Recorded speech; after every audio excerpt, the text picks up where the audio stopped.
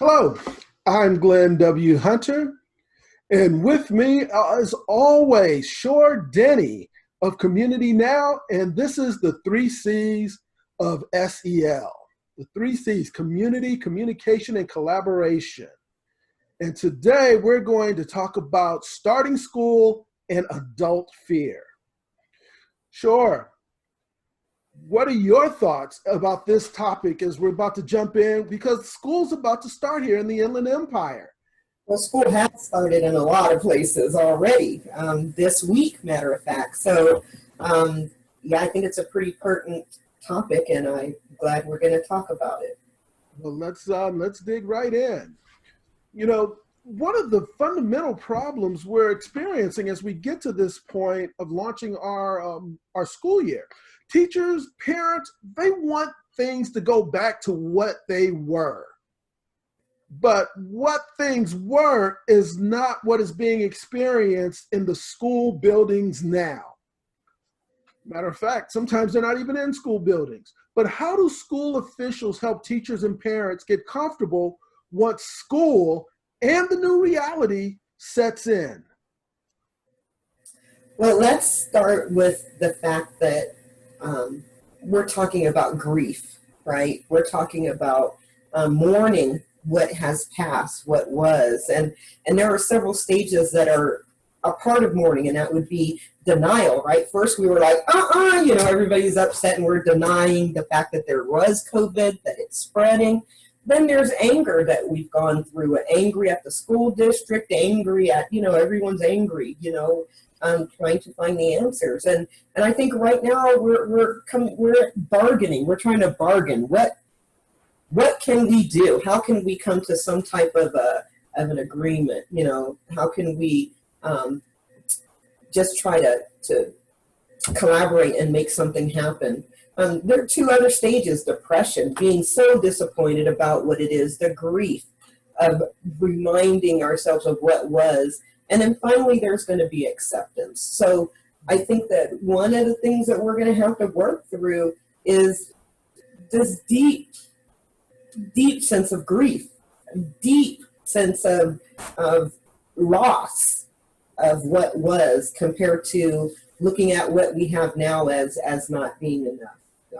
I think that first we have to realize that we, change is hard for everyone. Even if you want the change, it still ends up being very hard mentally on us. So there's some mental stressors here that we're really going to have to deal with, and that the school's going to have to try to help to support the families and all of the administrators that are going to work in these hybrid programs, or programs where they're actually going to be on campus.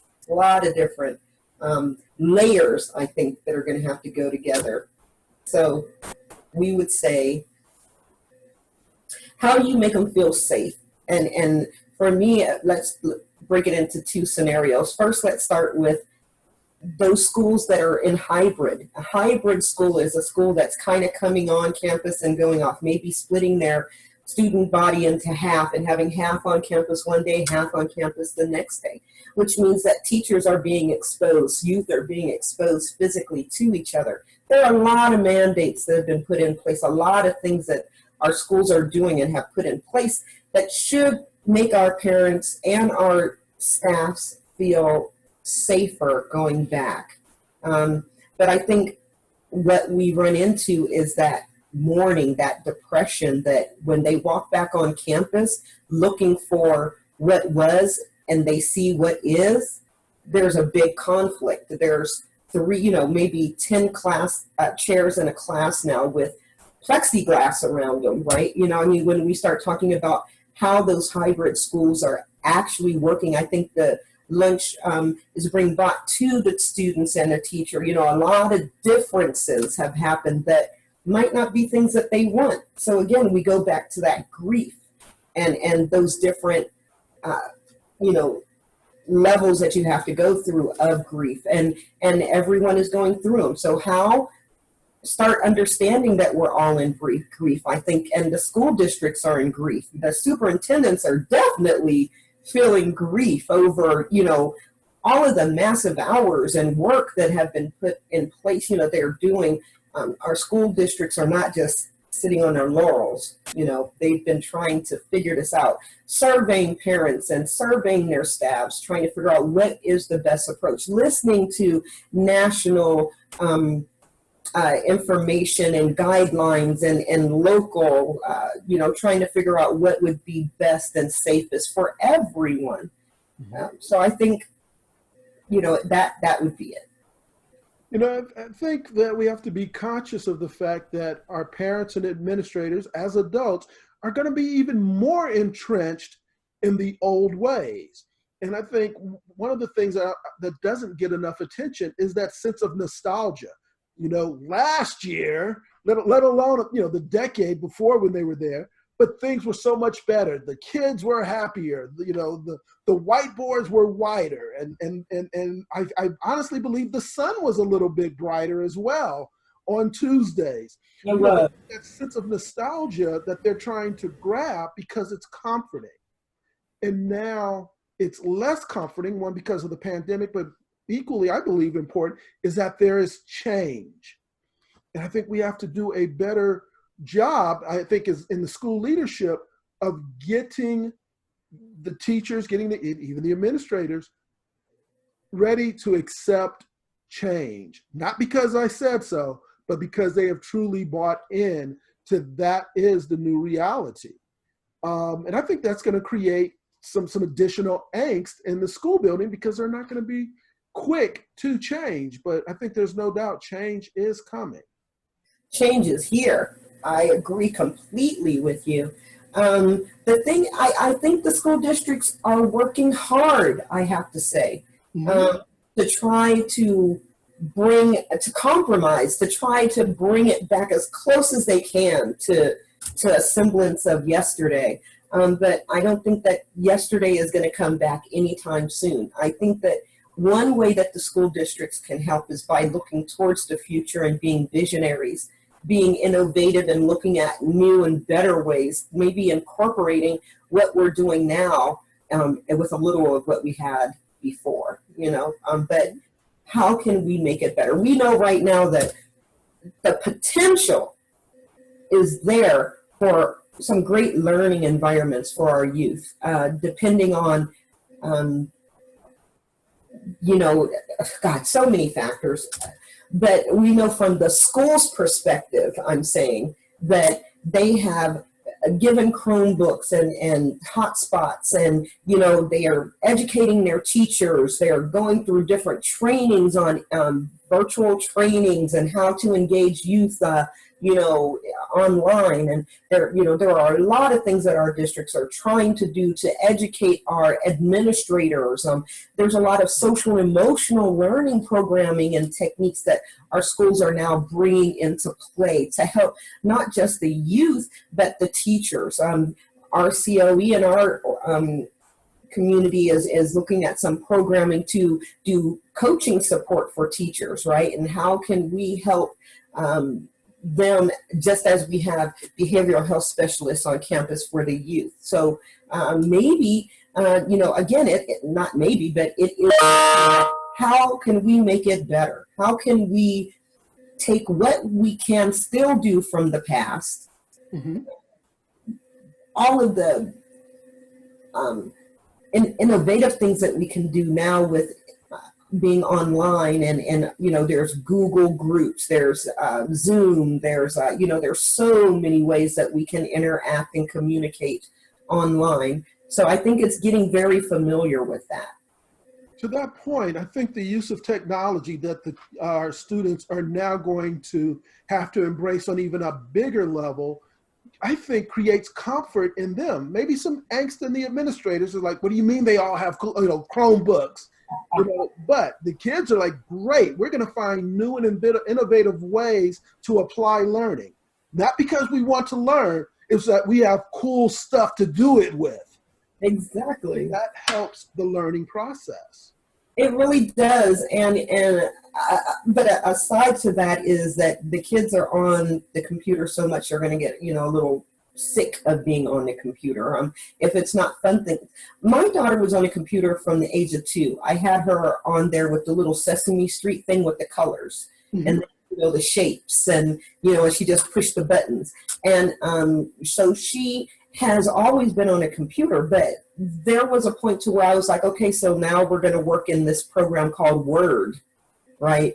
And when she had to formalize what she was doing on the computer, it was a whole different subject. It was very different when she had to be structured. So that's something that our youth are going to go through with their having the gadgets.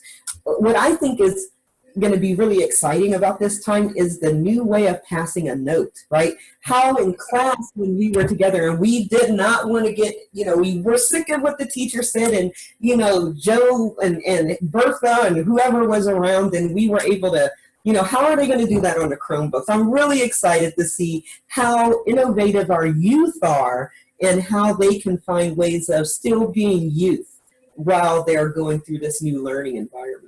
Oh my goodness, I totally agree. That is going to be rich as that evolves. I think we'll be impressed with what our young people will be able to do technologically.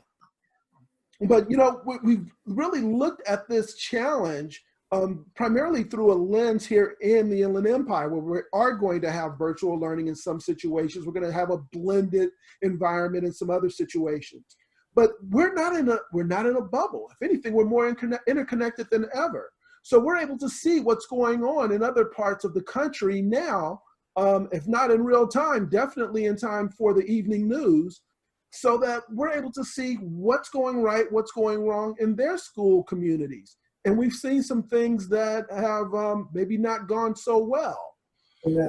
So one of the things that I want to praise to us is that how can school administrators successfully communicate calm, particularly to parents and adults, but how can school administrators communicate calm so that our youth can have confidence in their learning environment?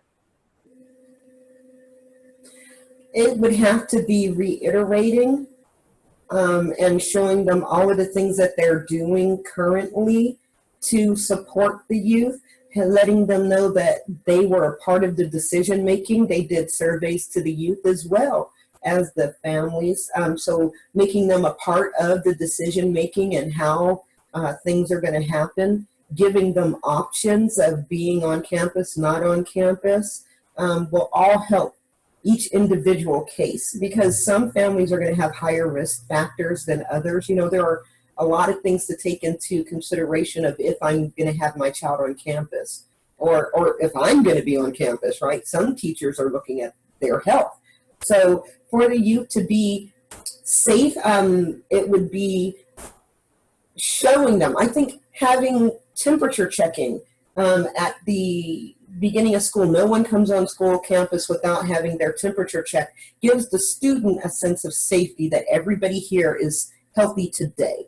And having safety equipment, insisting on masks throughout the school day, different things like that, I think give rules and regulations usually give people, even though some of them grumble, it gives you a sense of security knowing that there is a commonality that we're all going to have to follow. There are these general rules that we're all going to follow for our own safety. I think as those rules, start to be enforced and they start to be repeated, I think that we will be able to at least get them to acknowledge them, and ultimately they'll have to conform. I think even in a virtual environment, there are opportunities to, create punishment for a student that is not conforming. I think it's traditional, it's old-fashioned. Maybe I'm behind the times, but I still think if mom has to come up to that school building or has to respond to one more email, there are going to be consequences. I think that's another thing. Teaching the parents what they can do to support their youth through this time is going to be huge, right? I keep going back to time management because for me, that's what saved my life and my daughter's. It was working with the teacher on my time, not my daughter's time. So I could check in and see when her work was completed, how much work she had to do. I could communicate with the teacher within my timeline, and it made it so that working together with my teacher, we were able to help my child stay on task. So there are a lot of benefits to being an online learner. When Shelby was in school, I had to go up to the school when the school was open, right, and be in line. And I was so frustrated because the administrator that I was talking to one day kept looking at the clock while we were having our meeting. Like, you know, they had so many other things to do and not be focused in on my youth. Now that's kind of changed because the parent can send that email at any time, and that teacher has that opportunity throughout the day to reply. I just think we have an opportunity for some families to change the dynamic of communication with their teachers and with the students so that everybody's looking at the same goals and looking at the same way of achieving. Also, online school gives that youth an opportunity to learn the way they want. Maybe they don't want first period. I mean, this is going to depend. I'm going to put like disclaimers up. Every school is going to have differences, right, on how they laid out their day. But some days are going to be laid out to where the student can decide if I'm going to go to math first or if I'm going to do science second, or, you know, maybe I'm leaving English for after lunch, right, where they can decide how they feel and how they want to work their schedule. This has a lot to do with time management and how you're going to get through college for those who are going to go to college. So this could be a benefit for all of our youth, learning how to communicate online with our teachers and how to time manage, because it certainly prepares them for college. No doubt. So they're going to be getting more input, which I think is healthy, as you just pointed out, especially as they mature. I think another unseen advantage, I don't think we've gone deep into it at all, is that being in Southern California with such a large population base, with so many school districts, we're going to have access to different circumstances, different results of different models when they work extremely well or when they start to run astray. I mean, we have, in essence, multiple laboratories here in Southern California to see what is going to work well in certain environments, and we'll be able to respond primarily because of the technology base of our learning. Right. So, I think that's something that we might want to be mindful of. Would you agree? I totally agree. Totally agree. I think something that we need to look out for is community trauma that we're seeing throughout all of this. We're here and we're trying to work on what's going on in our community, and we're talking to our teachers. School districts are monitoring everything. But I mean, if you open up your newspaper today, just today, and I mean, this happens, I've seen it quite a few days. I think in the South schools opened last week. We had a guest on our show, and I think schools opened last week. So we've started seeing, the impact of youth being on campus. And we've seen some quarantines in the news today. 1,000 were quarantined. That's not saying that they have COVID. That's saying that whoever was on that school campus got shut down. That's 14 days of your life on hold, going to that campus. And who knows how many are ill, right?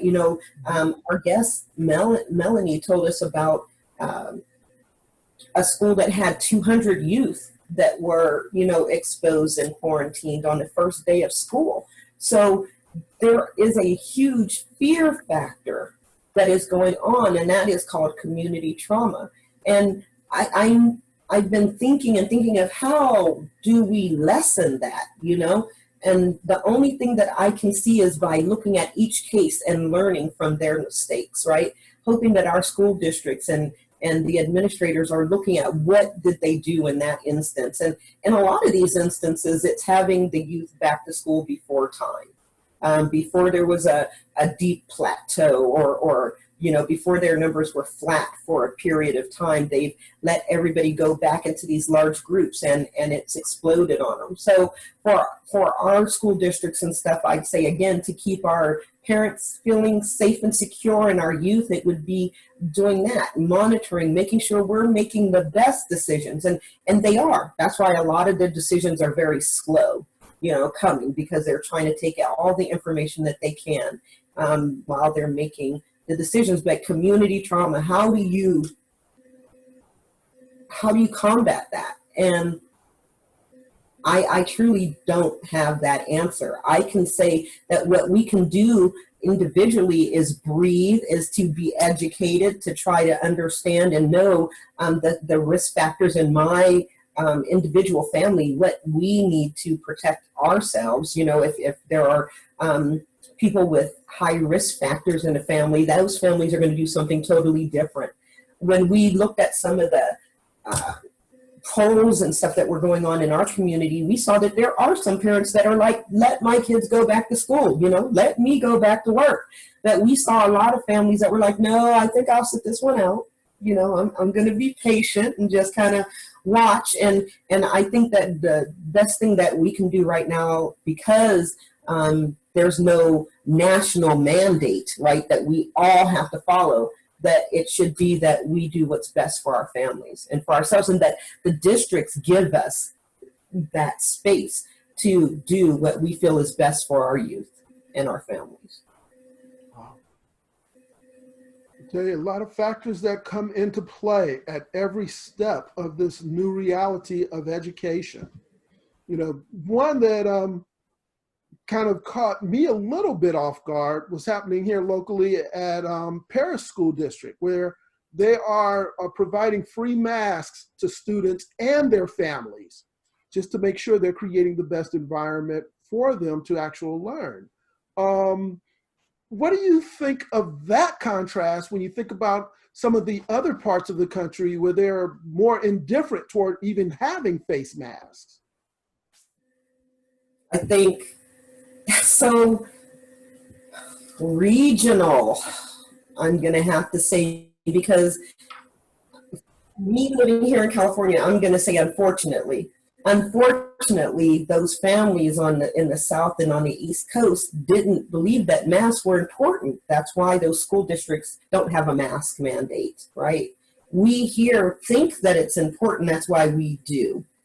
So I would be looking at the numbers. I kind of look at it as gauging what's going on with those school districts that aren't wearing masks. We just saw 1,000 people having to be quarantined in that situation, versus that safety that we're going to feel because our Paris school district has already mandated, and is going to provide masks daily for our youth. So I think it for us, and the majority of people, I think, in our part of the woods feel that it's not safe yet for our kids to go back to school. The majority feel that they are more comfortable with online schooling right now. So for those schools in Paris that are doing it, I think it gives those online parents a better sense of security, especially if they're doing the temperature check along with that. So it's just more ways to try to support the fears, extinguish the fears and support the families. No, I think it's commendable that they're being proactive in that way. I definitely want to point that out. Wow. I mean, I think we've looked at this from a couple of different angles. Parents are going to be fearful. The adults are going to be resistant. If we are careful, if we are deliberate, our children will be educated. And I think we'll find some very pleasant surprises as they're able to get the information and apply it in these different environments. I honestly believe a lot of our youth will think it's kind of cool that we're on the cutting edge of what these old people are trying to get us to learn. At least that's what I hope. And they have a part to play in it now. They also get to help us choose and figure it out. Indeed, indeed. Speaking of figuring it out, Shor, tell our audience how they can figure out how to reach us, contact us, support us. Give them the news. Well, if you would like to support and sponsor one of our episodes, as Community Now does, you can contact us at communitynow.info, and that's our website. You can see all the great things that we're doing, and you can support us there, donations and comments. Please subscribe, like, share our videos, and keep that conversation going. That's what this is about, conversations and how we are all going to heal and work together in our community. So Community Now, you can contact me at plugin@communitynow.info, and you can reach our office at 951-413-6587. Indeed. Once again, I'm Glenn W. Hunter. That is Shor Denny. And as we're trying to just continue to spread the news about what's going on with our youth, what's going on with our communities, and how best to manage the trauma that comes as just part of our existence, I want to urge all of you to be safe.